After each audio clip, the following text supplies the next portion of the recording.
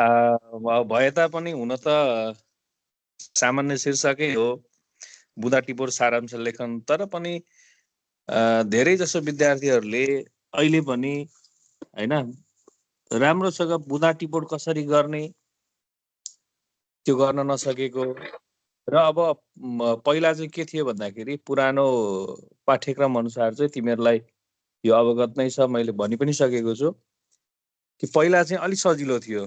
एउटै प्रश्न आउँथ्यो, एउटै गद्यांशबाट, एउटै अनुच्छेदबाट चाहिँ त्यसैबाट हामीले बुँदा टिपोट गर्थ्यौँ। बुँदा टिपोट गरिसकेपछि सारांश लेख्न सजिलो हुन्थ्यो।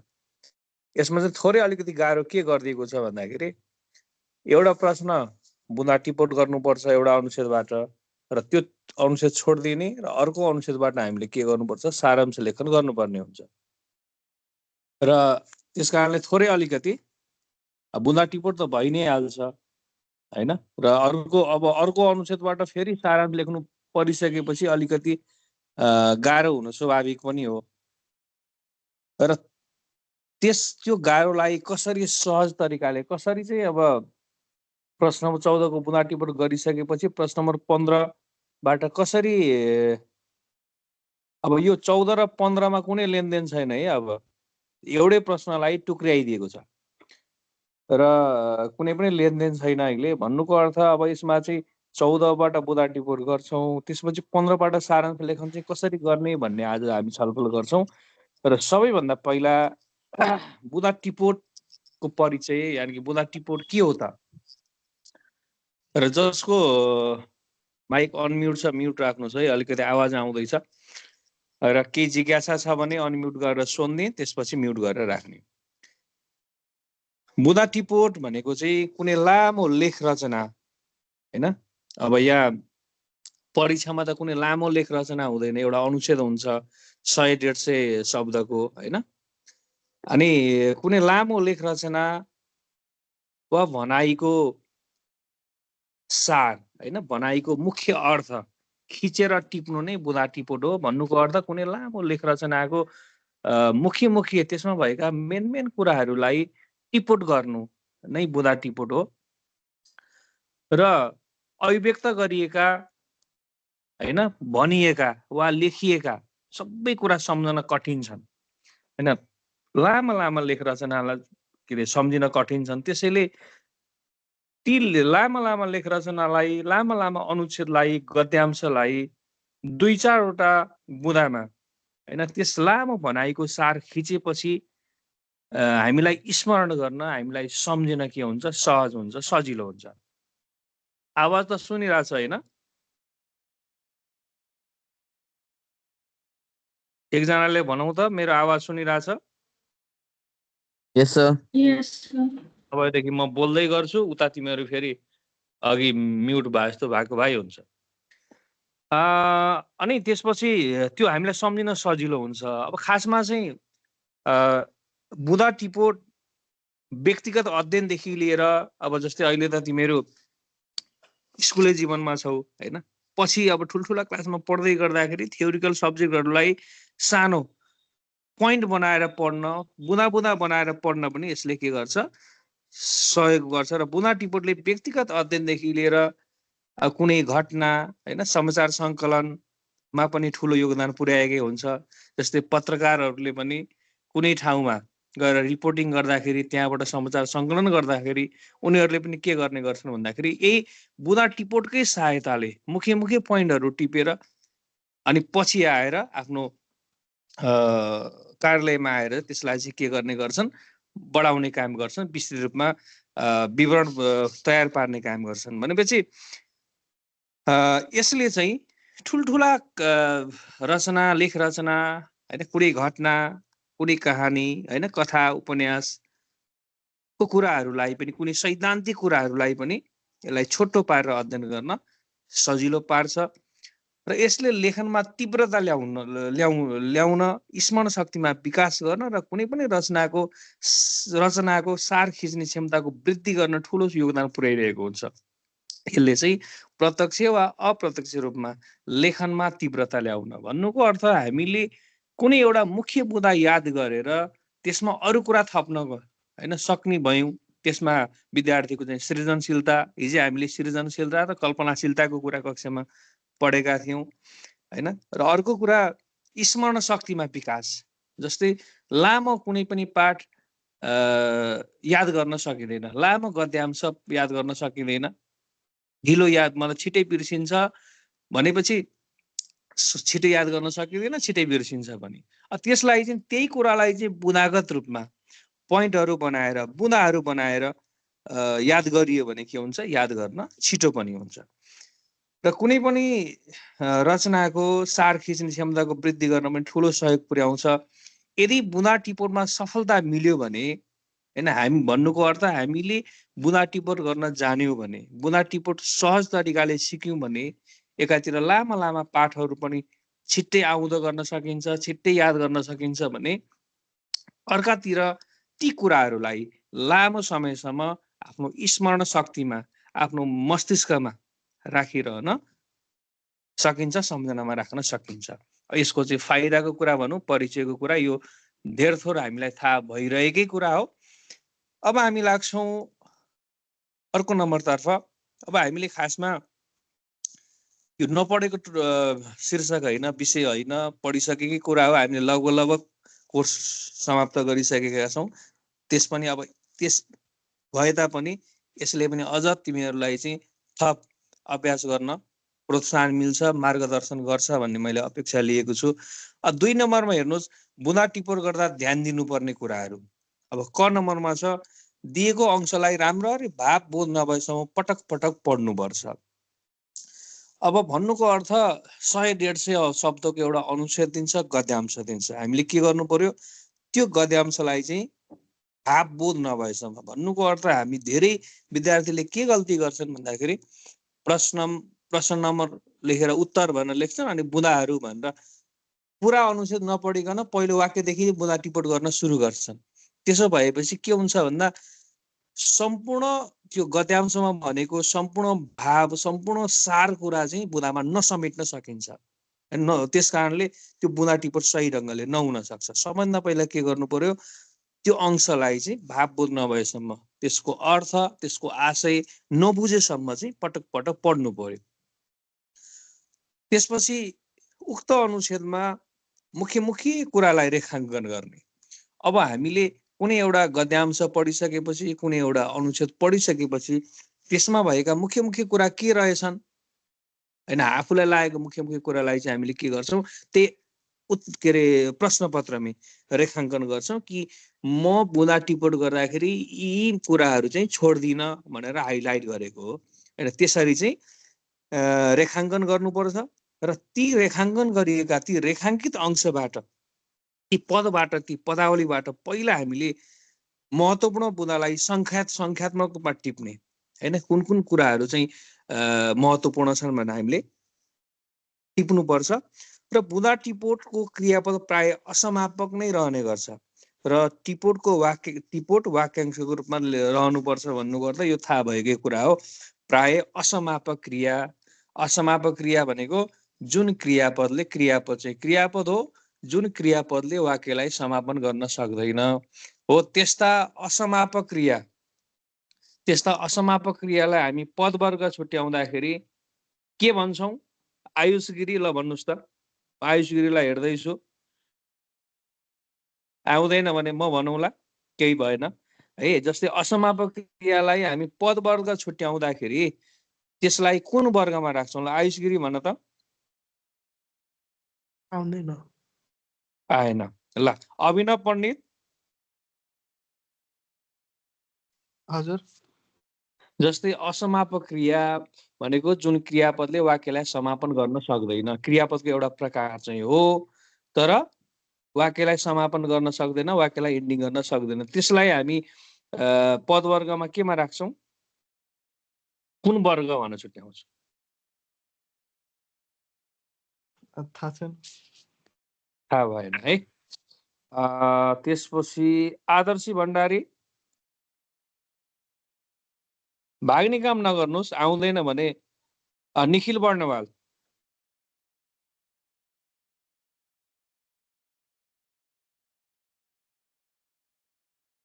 निखिललाई पनि थाहा भएन। सक्षम हजुर खनाल सर यही छु। यही छौ न त यही छौ तर बोल्नु पर्यो नि त। असमापक क्रियालाई पदवर्ग छुट्याउँदाखेरि हामी कुन वर्गमा राख्छौँ? थाहा भएन। थाहा भएन। यसलाई चाहिँ हामी के गर्छौँ भन्दा क्रियायोगीमा राख्छौँ के है, क्रियायोगीमा राख्छौँ, जसलाई क्रिया विशेषण भनेर पनि भन्न सकिन्छ। अब अलि बढी सङ्ख्या चाहिँ अघि के भनिन्छ भनेर प्रश्न गरेपछि 41 41 जना पुग्यो। अनि पढाइदेखि हामी नजानेको कुरादेखि भाग्ने होइन, नजानेको कुरा त सिक्ने पो हो त है। ल त्यसलाई चाहिँ असमापक क्रिया, जस्तै हामीले बुँदा टिपोट गर्दाखेरि जस्तै कुनै अनुच्छेद छ भने भएको, रहेको, हुने, हुनु, यिनीहरू के हुन्? असमापक क्रिया हुन्। यस्ता क्रिया प्रयोग गर्छौँ प्राय गरेर भनेर हामीले यो एउटा बुँदा हेर्नु। र अर्को छ एकचोटि खेसराका रूपमा टिपेको बुँदाहरूको पुनः संशोधन र परिमार्जन गर्ने कुन कुन राख्ने, त्यसलाई क्रम मिलाउनु पर्छ। अब यो चाहिँ हामीले अभ्यास गर्दाखेरि चाहिँ त्यो गर्ने हो। खेसरा भनेको रफ होइन, जसलाई रफलाई नेपालीमा खेसरा भन्छ। त्यो खेसरा रफली टिपेका बुँदाहरूलाई होइन, फेरि कुन पहिला लेख्ने होइन, कुन फेयरमा समावेश गर्ने नगर्ने भन्ने कुरा चाहिँ होइन, टिपेका बुँदा संशोधन गर्ने, परिमार्जन कुनलाई चाहिँ अगाडि कुनलाई पछाडि राख्ने, त्यसको क्रम मिलाउनु पर्छ भने खेसराको रूपमा भनेको जुन हामीले रफको रूपमा टिपेका बुँदा छ त्यसलाई साफी गरेर तोकिएको सङ्ख्यामा ल्याउने, साफी भनेको फेयर है। जस्तै हामीले पहिले रफमा बुँदा टिपोट गऱ्यौँ हो, त्यसमा चाहिँ अब तोकिएको सङ्ख्या भनेको हामीले चारवटा बुँदा टिपोट गर्नुपर्ने हो, त्यसलाई चाहिँ तोकिएको सङ्ख्यामा ल्याउनु पर्यो। र परीक्षामा चाहिँ भनेकै छ अन्तिम बुँदामा, परीक्षामा चाहिँ बुँदा टिपोट खेसरा लेखन नगरी सोझै बुँदा टिपोट गर्दा पनि हुन्छ। भन्नुको अर्थ के हो भन्दा फेरि रफली टिप्यो फेरि त्यसलाई फेयर गर्यो भने 2 अङ्कको प्रश्न हो, त्यसमा समय बेसी खर्च हुन सक्छ। त्यस कारणले के गर्ने, त्यो रफली यानि कि खेसरा लेखन नगरी सोझै फेयरली बुँदा टिपोट गर्न सकिन्छ, बुँदा टिपोट गर्नुपर्छ। अब एउटा यो ध्यान दिनुपर्ने कुरा भयो। र एउटा अनुच्छेद र नमुना हेर्नुहोस् त। नमुना हेर्नुहोस्, म एकजनालाई यो सरर पढ्न पनि लगाउँछु, जो पढ्नुहोस् भन्दा भाग्दैन उसैलाई लगाउँछु म। ल अन्तिममा मैले जेडबाट हेरेँ जोया हवारी। ल पढ्नुहोस् त यो अनुच्छेद सरर पढ्नुहोस् त, ससर वाचन गर्नुहोस्। प्रेरक व्यक्तित्वका जीवनका महत्त्वपूर्ण घटना समेटेर तयार पारिने गद्य विधा नै जीवनी हो। राष्ट्रिय तथा अन्तर्राष्ट्रिय जगतमा ख्याति प्राप्त व्यक्तिको जीवनबाट विद्यार्थीले सत्प्रेरणा प्राप्त गर्छ। जीवनमा व्यक्तिका चारित्रिक विशेषतालाई तथ्यपरक रूपमा प्रस्तुत गरिन्छ। व्यक्तित्वका सङ्घर्ष वा जीवनका उतार चढाव तथा औल्लेख्य कार्यको वर्णन गरिएको हुन्छ। विद्यार्थीमा मनोबल विकास गर्नु, सच्चरित्र विकास गर्नु, जीवनको लक्ष्य निर्धारण गर्न सहयोग गर्नु आदि यसका प्रयोजना रहन्छन्। विद्यार्थीमा विभिन्न विषय क्षेत्रका शब्द भण्डार क्षमता विकास अनि भाषाका बोध र अभिव्यक्ति सिप विकास गर्नु चाहिँ जीवनी शिक्षणको भाषिक प्रयोजना हो। जीवन पठनबाट विद्यार्थीमा सकारात्मक सोच, इमानदारी, सामाजिक व्यवहार, मानवीय भावना आदिको समेत विकास हुन्छ। यसले असल व्यक्तित्व निर्माणका साथै सार्थक जीवनको मार्गमा अग्रसर हुन सघाउँछ। हो, हामीले यसरी परीक्षामा अब जोया जसरी नै ससुर वाचन गर्ने होइन, परीक्षामा फेरि ससुर वाचन गर्ने होइन, मनमा मौन पठन गर्ने हो। अब हामीले सर यो बुँदा सरी यो अनुच्छेद पढ्यौँ है। अब यो के को बारेमा रहेछ भन्ने कुरा हामीले लगभग अनुमान लगाइसक्यौँ। भनेको छ प्रेरक व्यक्तित्वका जीवनका महत्त्वपूर्ण घटना समेटेर तयार पारेको गद्य विधा जीवनी हो। जीवनी के हो भन्ने कुरा दिएको रहेछ। राष्ट्रिय तथा अन्तर्राष्ट्रिय जगतमा ख्याति प्राप्त व्यक्तित्वको जीवनीबाट विद्यार्थीले सत्प्रेरणा प्राप्त गर्छ। जीवनीमा व्यक्तिगत चारित्रिक विशेषतालाई तथ्यपरक रूपमा प्रस्तुत गरिन्छ। व्यक्तित्वका सङ्घर्ष वा जीवनका उतार चढाव तथा उल्लेख्य कार्यको वर्णन गरिएको हुन्छ। विद्यार्थीमा मनोबल विकास गर्नु, सच्चरित्र विकास गर्नु, जीवनको लक्ष्य निर्धारण गर्न सहयोग गर्नु आदि यसका प्रयोजन रहन्छन्। विद्यार्थीमा विभिन्न विषय क्षेत्रका शब्द भण्डार क्षमता विकास अनि भाषाका बोध र अभिव्यक्ति विकास गर्नु चाहिँ जीवनी शिक्षणको भाषिक प्रयोजन हो। जीवनी पठनबाट विद्यार्थीमा सकारात्मक सोच, इमान्दारी, सामाजिक व्यवहार, मानवीय भावना आदिको समेत विकास हुन्छ। यसरी असल व्यक्तित्व निर्माणका साथै सार्थक जीवनको मार्गमा अग्रसर हुन सघाउँछ। अब हामीले परीक्षामा यसरी यो गद्यांश सर पढिसकिसकेपछि हामीले एउटा अनुमान लगाउन सक्यौं कि सुरुमा जीवनी भनेको के हो, यसले चाहिँ जीवनीमा छोटकरीमा जीवनी भनेको के हो, जीवनीमा के हुन्छ, जीवनीमा भएका कुराहरूले हैन जीवनी पढिसकेपछि विद्यार्थीले के फाइदा लिन्छन् भन्ने कुरा दिएको छ है। यो हामीले सरसर्ती हेरिसक्यौं। अब यसपछि हामीले बुँदा टिपोट गर्नुपर्छ है। अब जस्तै यसमा मैले 4 वटा बुँदा बनाएको छु, ठ्याक्कै यही नै बुँदा हुनुपर्छ भन्ने छैन, तर यस्तै चाहिँ चाहिन्छ। हेर्नुहोस् अहिलेको अनुच्छेदबाट है महत्त्वपूर्ण घटना। अब बुँदामा चाहिँ के हुनु पर्यो भन्दा यो दिएको अनुच्छेदले भन्न खोजेको सार कुराहरू, दिएको अनुच्छेदले भन्न खोजेको सार तत्त्वहरूलाई चाहिँ मुख्य कुराहरूलाई चाहिँ बुँदागत रूपमा पोइन्ट वाइज हामीले तयार पार्नु बुँदा टिपोट हो। पहिलो बुँदा छ महत्त्वपूर्ण घटना समेटिने गद्य विधा। ल गद्य भनेको के हो, जोयाले नि पढिन्, जोयालाई नि सोध्छु म। गदय भनिन्, अब यो फ्रन्ट अलिकति गडबड भएर गद्य देखियो, तर चाहिँ त्यो द र य जोडेर लेखिन्छ। गद्य भनेको के होला जोया?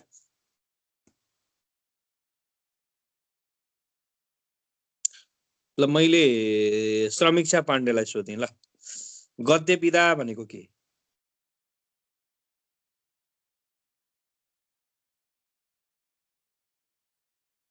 सूरज वर्णवाल पनि सुन्दै हुनुहुन्छ?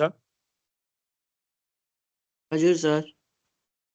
गद्य विधा भनेको थाहा छ बाबु के हो? गद्य भनेको छ नि यहाँ पहिलो वाक्यमा प्रेरक व्यक्तित्वका जीवनका महत्त्वपूर्ण घटना समेटेर तयार पारेको गद्य विधा नै जीवनी हो। गद्यको अर्थ के होला? छैन सर। थाहा भएन है। समीक्षाको नि आवाज आएन, जोयाको पनि आएन। स्पन्दन चौधरीले भन्छ। ल स्पन्दन के होला बाबु गद्य विधा भनेको?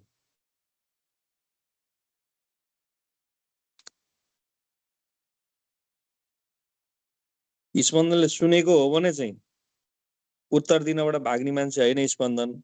मेरो आवाज सुनिरहेछ कि छैन? सलिना सापकोटा, सलिनालाई पनि म हेर्दैछु। सलिना थाहा छ गद्य विधा के हो? थाहा भएन। थाहा भएन है। ल त्यसो भएदेखि म थाहा हुनेलाई सोध्दैछु। त्यसो भए पक्कै उसले भन्छ। दिव्यङ्का थाहा छ गद्य विधा के हो?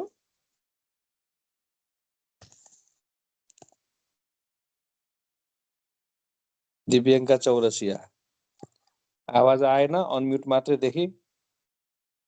एन्जल दास हामीले कविता पढ्दा गद्य र पद्य विधा भन्न धेरै छलफल गरेका छौँ, धेरै कक्षामा यो कुरा उठेको छ। दिव्यानी यादव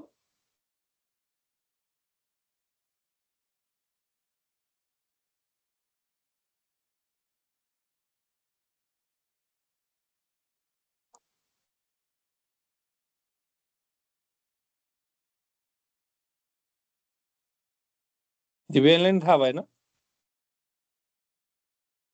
लेख्ने शैली कि सायद लेख्ने शैली हो। गद्य भनेको चाहिँ खासमा हामीले कविता गद्य र पद्य गरी दुई प्रकारले पढ्छौँ, दुई प्रकारका हुन्छन् भनेर पढेका छौँ। जुन चाहिँ लयमा हुन्छ, छन्दमा हुन्छ, नियममा लेखिएको भनेको पद्य हो हैन। र गद्य भनेको चाहिँ अब छन्द नभएको, लयमा वाचन गर्न नसक्ने गद्य हो। त्यसैमा पनि गद्य विधा, जीवनी पनि त्यस्तै हो। जीवनी कविता जसरी वाचन गरिन्छ त गरिँदैन नि, त्यस कारणले यो गद्य विधा हो। अब यहाँ त्यो अनुच्छेदबाट केही कुराहरू हैन, अनुच्छेदबाट केही कुराहरू केही बुँदाहरू टिप्पण गरेको छु। महत्त्वपूर्ण घटना समेटिने गद्य विधा भएकोले जीवनीबाट विद्यार्थीले सत्प्रेरणा प्राप्त गर्ने। अब त्यसमा त्यसमा के भयो भन्दा अघिको अनुच्छेदको पहिलो वाक्य थियो गद्य विधा, त्यो गद्य विधा भनेर पनि आयो।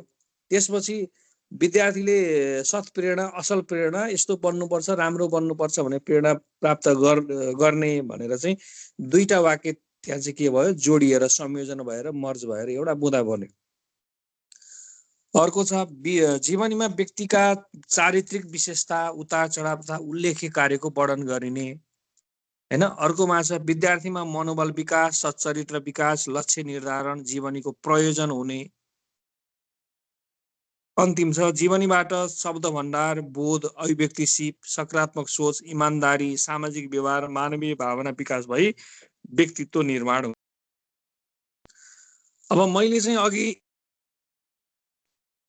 जोयाले पढेको अनुच्छेदबाट 4वटा जुन बुँदा बनाए, ती 4वटा बुँदा चाहिँ त्यही अब भन्न खोजेको कुरा के भन्दा यी 4वटा बुँदाले चाहिँ त्यो अनुच्छेदको प्रतिनिधित्व गर्छ। भन्नुको अर्थ अनुच्छेदमा अरू धेरै कुरा केही पनि भनेको छैन, यिनै 4वटा बुँदामा त्यो अनुच्छेद समेटिन्छ हैन। यसै गरी हामीले बुँदा टिपोट गर्नुपर्ने हुन्छ है। बुँदा टिपोट गर्यौं, यो काम सकियो। र मैले बारम्बार भनेको थिएँ कक्षामा पनि, कतिले अहिले गएकै भर्खरकै परीक्षामा पनि गल्ती गरिरहेकै थिए। बुँदा टिपोट गर्दाखेरि हामीले एउटा बुँदा टिपोट गरिसकेपछि एउटा लाइन छोड्ने, एक हरफ छोडेर अर्को बुँदा टिपोट गर्ने, त्यो भयो भने प्रश्न पनि हुन्छ। र अर्को कुरा बुँदा टिपोट गर्दै गर्दाखेरि अघि बुँदा टिपोट गर्दा ध्यान दिनुपर्ने कुराहरूमा पनि हामीले छलफल गर्यौं। बुँदा टिपोट गर्दै गर्दाखेरि जस्तै यहाँ गर्ने, गरिने, हुने, हुने, यसरी असमापिका क्रियाको प्रयोग गरेको छ नि, असमापक वा असमापिका। त्यो असमापिका वा असमापक क्रिया भन्दा पछाडि हैन जुन हामीले चाहिँ त्यसमा चाहिँ अल्पविराम प्रयोग गर्नुपर्छ भने अन्तिम बुँदालाई चाहिँ अब कतिपय व्याकरणले के भन्छ भन्दाखेरि अन्तिम बुँदालाई चाहिँ कतिपय विद्वानले, भाषाको विद्वानले भन्छ अन्तिम बुँदालाई चाहिँ समापक क्रिया प्रयोग गरे पनि गल्ती हुँदैन, त्यसमा पूर्णविराम दिँदा पनि भयो वा असमापक गरेर पूर्णविराम दिँदा पनि भयो भनेर भनेको छ। त्यसमा हामीले असमापक गरेर पूर्णविराम दिँदा पनि सकिन्छ। ल अब यो बुँदा टिपोटमा के जिज्ञासा छ भने सोध्नुहोस् त, अनि हामी सारांशपट्टि लाग्छौँ। कसैलाई के जिज्ञासा छ बुँदा टिपोट? अब हामीले यदि पढिसक्यौँ, यदि पढिसकेपछि चाहिँ पढ्ने सुन्ने यत्तिकैमा थन्क्याइयो किताब भने चाहिँ काम छैन हैन। पढिसकेकै कुरा हो, फेरि यसलाई दोहोऱ्याइ तेह्र्याइ हामीले गर्यौँ, यसलाई अझ सहज बनाउने प्रयास गर्यौँ। अब तपाईँहरूको टेन्सनमा दुनियाँभरको प्रश्नहरू छन्। एउटा अनुच्छेद लिने, म चाहिँ ल आज पढेको पाठ, आज पढेको नेपालीको क्लास अनुसार म बुँदा टिपोट गर्न सक्छु सक्दिनँ हैन भनेर आफैले प्रयास गर्न पनि सक्नुहुन्छ तपाईँहरूले है। र बुँदा टिपोटमा केही जिज्ञासा छैन भने हामी सारांश लेखन पढ्छौँ। ल सारांश लेखनमा अब यो चाहिँ 14 नम्बरको हाम्रो सकियो र अब हामी 15 नम्बरमा प्रश्न नम्बर 15 जुन चाहिँ 3 अङ्कको हुन्छ। हिमानी मिश्र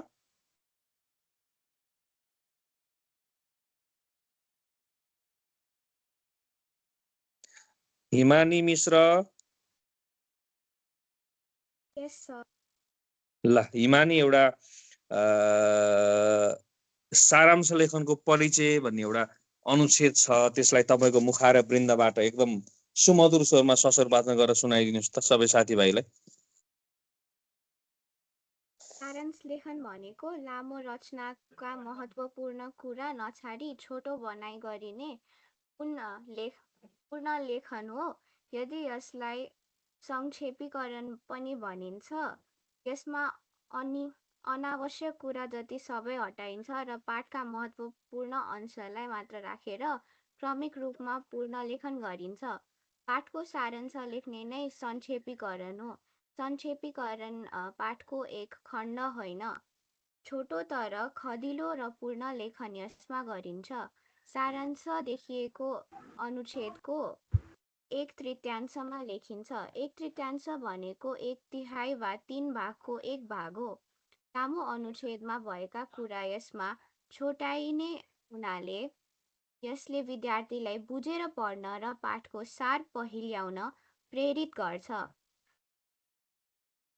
सार वस्तुको छनौट, अभिव्यक्तिको आवश्यकतापूर्ण स्थापना, मतिव्ययिता, क्रमिकता र भाव सम्पन्नता संक्षेपीकरणका विशेषता हुन्। संक्षेपीकरणले व्यक्तिमा साह्रै धेरै लेख्न सक्ने सिपको विकास गर्नुका साथै समस्त शब्द प्रयोगको क्षमता पनि बढाइदिन्छ। धन्यवाद हिमानी। साह्रै धेरै होइन, थोरैमा धेरै लेख्ने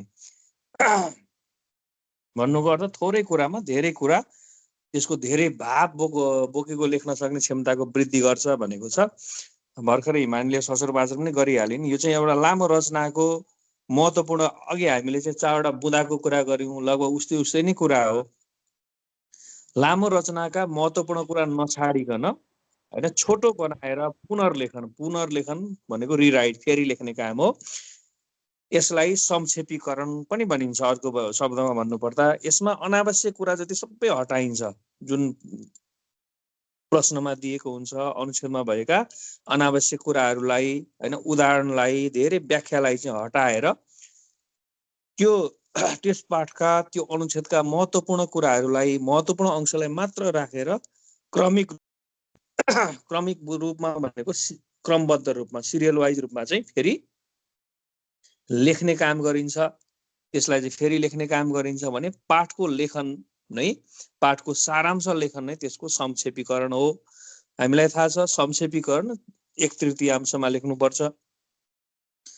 र संक्षेपीकरण पाठको एउटा खण्ड होइन, यो पनि हामीले बारम्बार भनेकै कुरा हो कि संक्षेपीकरण भनेको त्यो अनुच्छेदको एउटा खण्ड। जस्तै उदाहरणको लागि मैले कक्षा कोठामा नि यो कुरा भनिसकेको छु। एउटा अनुच्छेद 150 शब्दको छ भने सुरुदेखि शब्द गन्दै गरेर 50 शब्दसम्मको लाई निकालेर कपी पेस्ट गरेर टक्क सार्यौं भने त्यो सारांश हुँदैन। त्यसै गरी बिचको 50 शब्द निकाल्दा नि सारांश हुँदैन, अन्तिमको पनि सारांश हुँदैन। मैले यो सन्दर्भमा एउटा अग्लो मान्छेको र एउटा होचो मान्छेको चित्र बनाएर पनि तपाईहरुलाई कक्षा कोठामा देखाइसकेको छु मैले।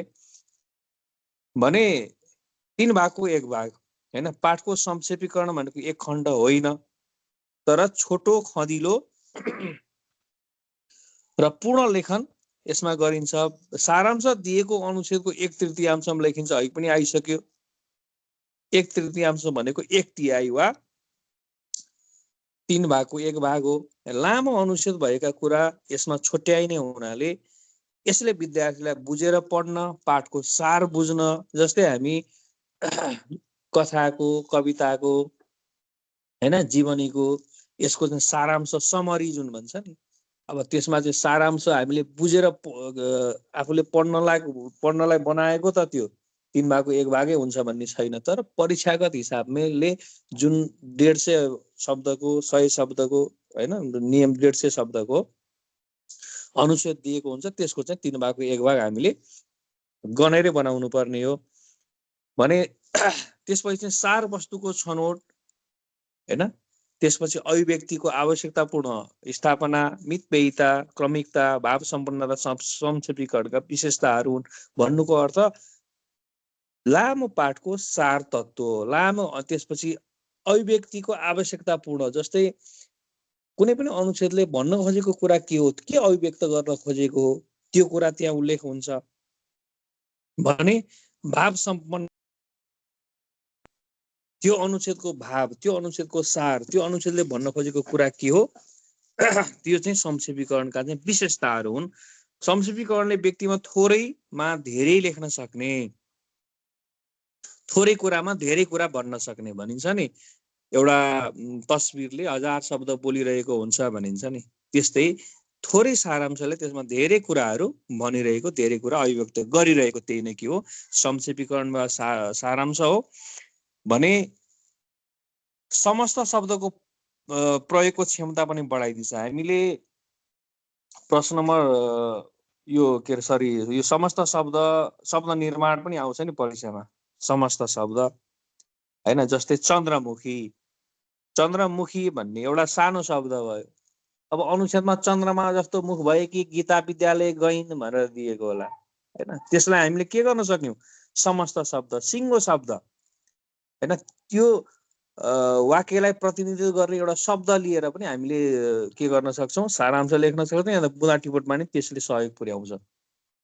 उदाहरणको लागि जस्तै मैले कक्षामा भनेकै थिएँ, महाकवि देवकोटा नेपाली साहित्यका कवि हुन्, कथाकार हुन्, निबन्धकार हुन्, उपन्यासकार हुन् र नाटककार हुन्, महाकाव्यकार हुन् भनेर 5 वटा वाक्य छ भने त्यसलाई हामीले एउटै गरेर नेपाली साहित्यका महाकवि देवकोटा कवि, कथाकार, नाटककार, उपन्यासकार र निबन्धकार हुन्, निबन्धकार रहेका हैन भनेर एउटै बुँदा बनाउन सकियो नि त हो। यसरी हामीले सिङ्गो शब्द हैन समस्त शब्दलाई बनाएर चाहिँ दिएको वाक्यलाई, वाक्यांशलाई छुट्याउन सक्छौं। यसरी मुख्य कुरा टिपोट गर्न सक्छौं र समस्त शब्द प्रयोगको क्षमता पनि यसले के गरिदिन्छ, बढाइदिन्छ।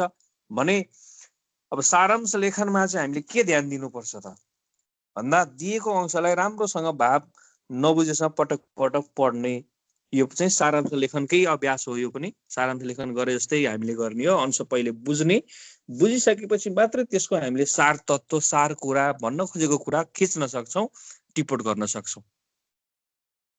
र उक्त अनुच्छेदका मुख्य कुरामा रेखाङ्कन गर्ने जसरी हामीले सारांशमा गरेका थियौं र सारांश लेख्न सजिलोस् भनेर ती रेखाङ्कित अंशबाट पहिला महत्त्वपूर्ण बुँदालाई खेसराको रूपमा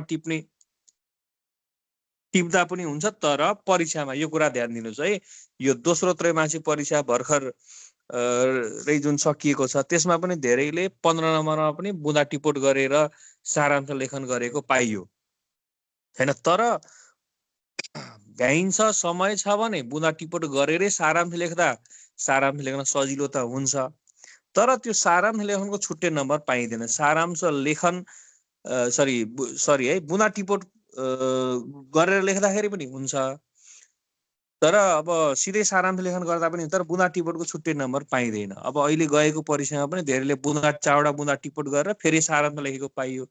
त्यसो गरे पनि त्यसको अङ्क 3 नै हो हैन। सिधै सारांश लेखे पनि त्यसको अङ्क 3 नै हो। अब समयको अलि अभाव, समय नपुगेको गुनासा धेरै सुनिँदै आइएको छ। त्यसकारणले त्यो बुँदा टिपोटतिर नलागेर सिधै सारांश लेखन गर्दा पनि हुन्छ। बुँदा टिपिएका छन् भने त्यसमा क्रियापद राखी खेसरा लेखन गर्नुपर्छ। खेसरा भनेको रफ। खेसरा लेखन गर्दा सकेसम्म समस्त शब्द, जटिल वाक्य संरचनामा ध्यान दिनुपर्छ। खेसरा लेखनमा परेका अनावश्यक शब्दलाई फ्याँकेर फेरि साफी फेयर लेखन गर्नुपर्छ र यसमा चाहिँ शब्द संख्या 1/3 भन्दा बढी घटिलिनु हुँदैन। र साफी लेखन भइसकेपछि अन्त्यमा आवश्यकता अनुसार मूल अनुच्छेदको शब्द संख्या, 1/3 शब्द संख्या, संक्षिप्त शब्द संख्या पनि स्पष्ट उल्लेख गर्नुपर्छ। अब त्यसमा चाहिँ तिमीहरूलाई एउटा सुझाव के भन्दाखेरि, यसमा धेरै बुँदा टिपोट गर्न लागि भने समय यता पनि, आखिर 3 नम्बरकै प्रश्न हो, समय यता पनि बर्बाद हुन्छ। हामीले सिधै अनुच्छेदबाट मुख्य कुरा अन्डरलाइन गर्ने, त्यसैलाई चाहिँ हामीले के गर्ने, सारांश बनाउने। अब एकचोटि बन्दैन, दुईचोटि बन्दैन, 3 चोटि भइदैन, चौथो चोटिदेखि त्यो आफै भन्छ है। त्यसकारण यो पनि प्र्याक्टिसै हो। भाषा शब्दसँग खेल्न जाने भने आज हुँदैन, एकचोटि हुँदैन, दुईचोटि हुँदैन, तेस्रो चोटिदेखि पक्कै हुन्छ। त्यो अभ्यासकै कमी भएर पनि अब ठुलो अनुच्छेदबाट सारांश लेख्न गाह्रो लागेको बुँदा टिपोटमा हामी बानी परेर हैन, बानी परेको कारणले गर्दा अब त्यसरी पनि सिधै सारांश लेखियो भने पनि त्यो गर्न नसकिने कुरा होइन। त परीक्षामा चाहिँ भनेकै छ अन्तिम ज नम्बरमा, परीक्षामा चाहिँ खेसरा लेखन नगरी सोझै संक्षेपीकरण गर्दा पनि हुन्छ। अब भ्याउँदाखेरि बुँदा टिपोट गर्दा नेगेटिभ मार्किङ हुने होइन, समय अलिकति बर्बाद हुन्छ। अब बुँदा टिपोट गर्न समय भयो भने गर्दा पनि भयो, नत्र सिधै गर्दाखेरि पनि भयो भन्ने कुरा हो। ल अर्कोमा ध्यान दिउँ। अब संक्षेपीकरण अभ्यास यानि कि सारांश लेखन गर्ने सजिलो तरिका है, एउटा तरिकामा तपाईहरुलाई सिकाइरहेको छु। सुरुमा अनुच्छेदको शब्द संख्या गण्ने है, यो चाहिँ बुँदा टिपोट नगरिकन कसरी सजिलोसँग सारांश लेख्ने भन्ने हो। सुरुमा चाहिँ अनुच्छेदको शब्द संख्या गण्ने। अब अनुच्छेदको शब्द संख्या मानौ 150 शब्द संख्या छ भने 3 को 1/3 50 हुन्छ हैन। 1/3 एकामुनि 3 भनेको 1/3 50 शब्द हुन्छ। अब त्यस अनुच्छेदबाट के गर्ने, 4वटा बुँदा टिप्ने होइन। बुँदा टिप्ने भनेको चाहिँ अब त्यसमा चाहिँ कपीमै टिप्नु परेन, त्यही चाहिँ अनलाइन गरेर मुख्य कुरा। अब यो चाहिँ सुरुमा चाहिँ आफूले घरमा प्र्याक्टिस गर्दाखेरि बुँदा टिपोट गरेरै गर्ने, अनि आफू अभ्यस्त भइसकेपछि, आफूलाई थाहा भइसकेपछि सिधै सारांश गर्न सकिन्छ। अब त्यसमा पनि अनुच्छेदबाट 4वटा बुँदा टिप्ने होइन। बुँदा टिप्दा शब्द सङ्ख्यामा ध्यान दिने। सुरुमै मानौ बुँदा नम्बर 1 मा 9 देखि 10 शब्द छन् है, र बुँदा नम्बर 2 मा 13 देखि 14 शब्द होइन, बुँदा 3 मा 11 देखि 12 शब्द, बुँदा 4 मा 15 16 शब्द। यसो गर्दा 4वटा बुँदामा घटीमा 48 शब्द र बढीमा 52 शब्द हुन्छन्। तिमीहरूले यसरी हिसाब गरेर हुन्छ। अब 3 मा क्रियापदको संयोजन गर्दाखेरि भनेको क्रियापद जोड्दाखेरि ठिक्क 50 शब्दमा सारांश सकिन्छ वा लेखिन्छ होइन। एउटा हामीले के गर्ने, बुँदा टिपोट गर्दै शब्द सङ्ख्या यसो अप्रत्यक्ष रूपमा गन्दै गर्ने के होइन, किनभने हामीले सारांश पनि लेख्नु छ। त्यसपछि ठिक्क हुन्छ। र यसरी टिपिएका बुँदामा अनुच्छेदका मूल कुरा आइसक्ने हुनाले अब त्यस अनुच्छेदमा फेरि मुख्य कुरा खोज्नु पर्दैन। भन्नुको अर्थ के भन्न खोजेको भन्दा, पहिले बुँदा टिपोट गर्ने, भ्याउँदाखेरि बुँदा टिपोट गरिसकेपछि फेरि हामीले सारांश लेख्नलाई जुन दिएको क्वेसन पेपर यानि कि प्रश्न पत्रबाटै के छन् शब्द भनेर हेर्नु पर्दैन। किन भन्दा त्यो अनुच्छेदको त्यो प्रश्न पत्रको मुख्य कुराहरू हामीले बुँदामा टिपोट गरिसकेको हुन्छ। खालि के गर्नु छ, तिनै बुँदाहरूलाई क्रियापदको संयोजन गरेर क्रियापदले जोड्दै लगेर सारांश बनाउनु छ। त्यसरी सजिलो भयो। र यसरी टिपिएका बुँदामा अनुच्छेदका मूल कुरा आइसक्ने हुनाले त्यस अनुच्छेदमा फेरि मुख्य कुरा हामीले खोज्नु परेन। र अब ती पदावलीमा रहेका बुँदालाई वाक्यको रूपमा लगेर अनुच्छेद निर्माण गर्ने होइन, जुन हामीले पहिला गरेकै थियो। बुँदामा आवश्यक भन्दा कम शब्द भएमा शब्द थपेर चाहिए जति पुर्याउने होइन। अब सारांश बनाइसक्यो, साह्रै कम भयो भने आवश्यक त्यहाँ मिल्ने शब्द थपेर चाहिँ पुर्याउने। शब्द बढी भए अनावश्यक जस्ता लाग्ने शब्द होइन, त्यसलाई चाहिँ हटाएर वाक्य निर्माण गर्ने। र अनुच्छेदको शब्द सङ्ख्या जुन गद्यांश हुन्छ, जुन प्रश्न हुन्छ, शब्द सङ्ख्या तोकिएको भन्दा 1-2 शब्द भन्दा तलमाथि फरक पर्दैन। भन्नुको अर्थ अनुच्छेद गद्यांश 150 शब्दको छ होइन, 150 शब्दको छ भने सारांश 50 को हुनु पर्यो। तर यसमा चाहिँ 48-52 फरक परेन, यही भन्न खोजेको। 48 हुन सक्ला, 49 हुन सक्ला होइन, त्यसपछि 50 हुन सक्ला, 51 होला, 52। त्यसमा चाहिँ ठ्याक्कै 50 हुन्छ भन्ने पनि छैन। भयो भने झन् राम्रो। अब एउटा हामी उदाहरण हेरौँ यसमा है। सारांश लेखन संक्षेपीकरणको नमुना सरसर्ती हेर्नुहोस् त। भाषाले भाषिक समुदायको संस्कृति र जीवन पद्धतिलाई प्रतिबिम्बित गर्छ। भाषाको मुख्य काम समाज तथा व्यक्तिको आवश्यकता पूर्ति गर्नु हो।